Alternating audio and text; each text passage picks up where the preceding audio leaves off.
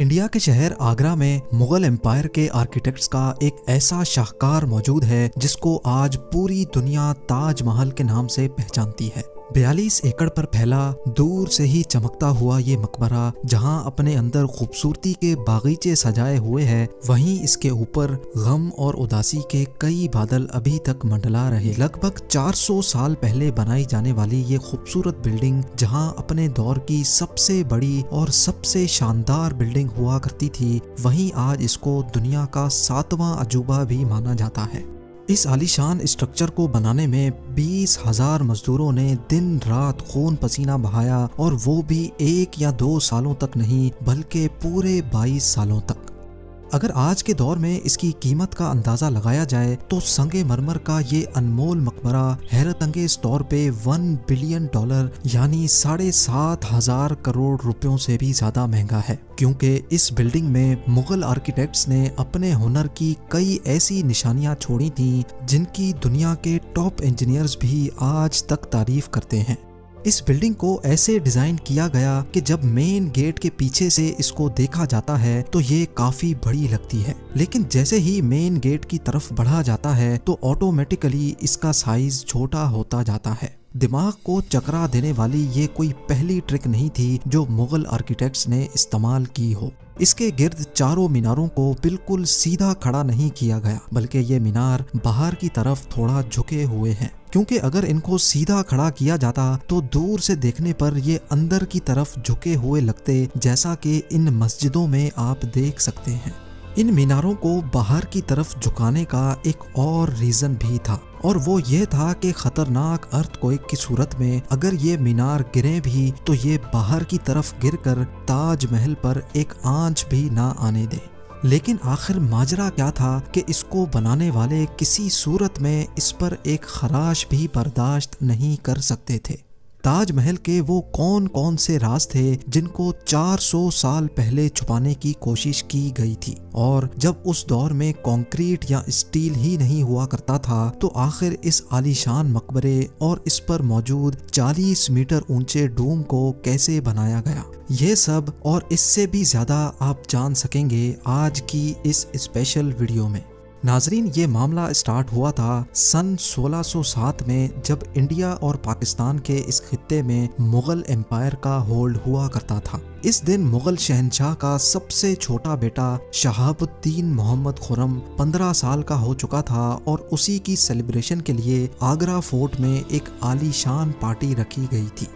खुर्रम मुगल शहंशाह को सबसे ज्यादा अजीज था, इसी वजह से इसके हर जन्मदिन पर इसको हीरे जवाहरात और सोने से तोला जाता था, यानी जितना वजन शहजादे खुर्रम का होता था उतना ही खजाना इसके नाम कर दिया जाता था।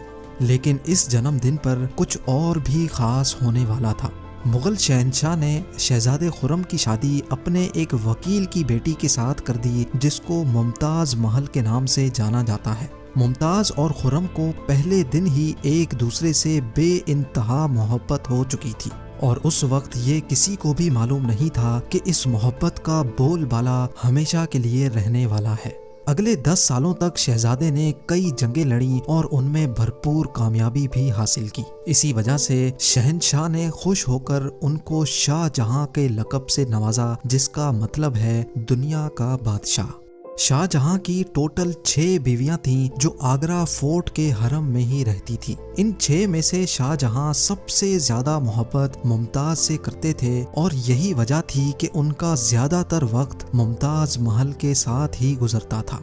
वक्त तेजी से गुजरता जा रहा था, और 4 सालों के बाद यानी 1621 में मुगल शहंशाह अचानक चल बसे। शाहजहां जो पहले ही मुगल एम्पायर में खासा फेमस हो चुका था और जो शहंशाह का चहीता बेटा भी था, 1628 में यानी बाप की मौत के 7 सालों बाद उसने शहंशाह की गद्दी संभाल ली।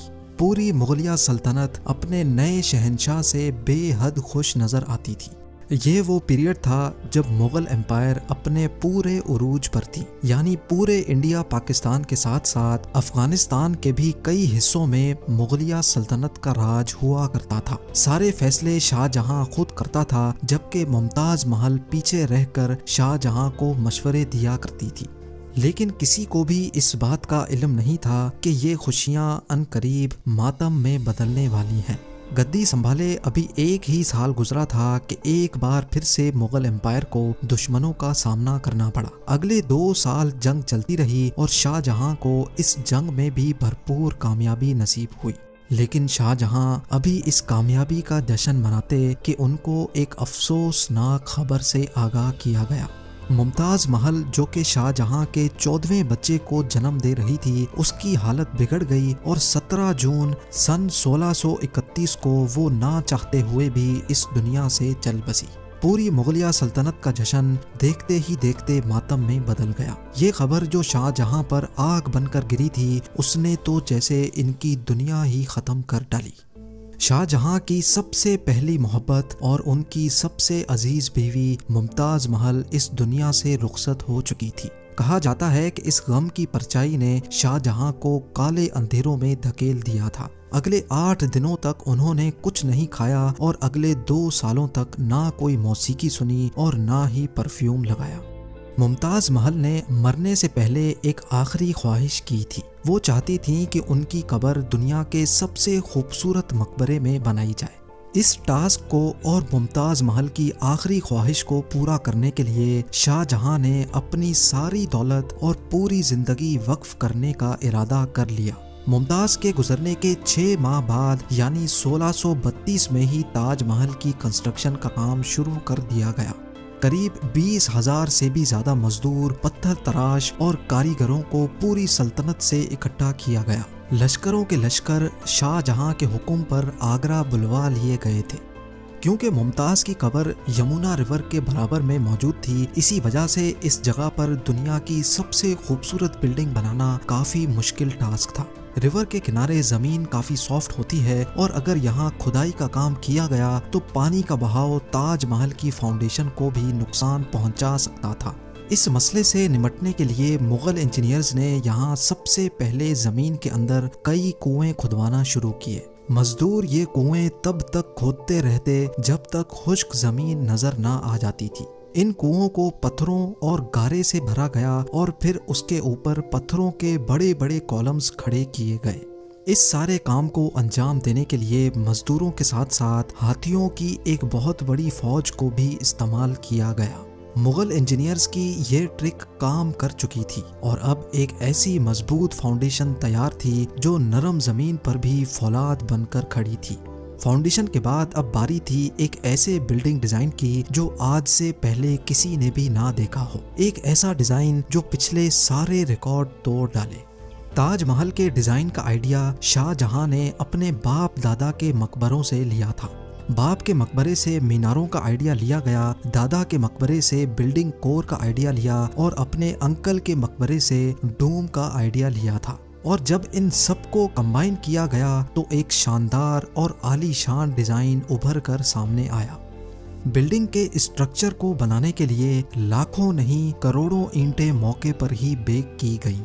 ये सब इतना आसान नहीं था और इसमें लातादाद पैसे भी बहाए जा रहे थे। हर गुजरते दिन शाही खजाना तेजी से खाली होता जा रहा था, लेकिन शाहजहां को किसी चीज की परवाह नहीं थी। बस उनको ये काम हर कीमत पर कंप्लीट करना था। कहा जाता है कि ताजमहल की कंस्ट्रक्शन में इतने ज्यादा लोग लगाए गए थे कि इनकी वजह से आसपास के इलाकों में खाना पीना खत्म हो गया था। 20,000 मजदूरों और कारीगरों की डिमांड पूरी करने के लिए शाहजहां ने आसपास के तमाम इलाकों से अनाज आगरा मंगा लिया था।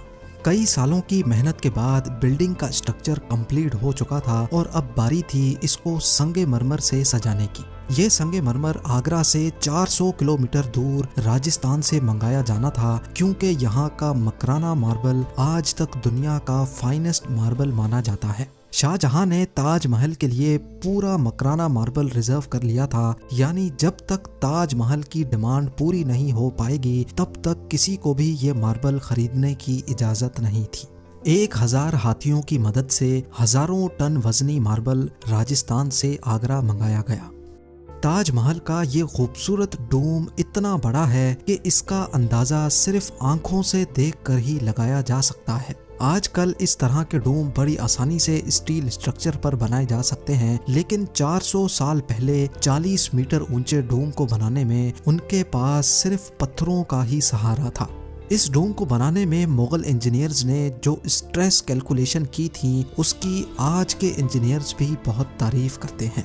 ताजमहल की फिनिशिंग के लिए इसको पीट्रा डूरा या परचिनकारी से डेकोरेट किया जाना था। पीट्रा डूरा एक ऐसी कलाकारी को कहा जाता है जिसमें कीमती पत्थर को मार्बल के अंदर तराश कर लगाया जाता है।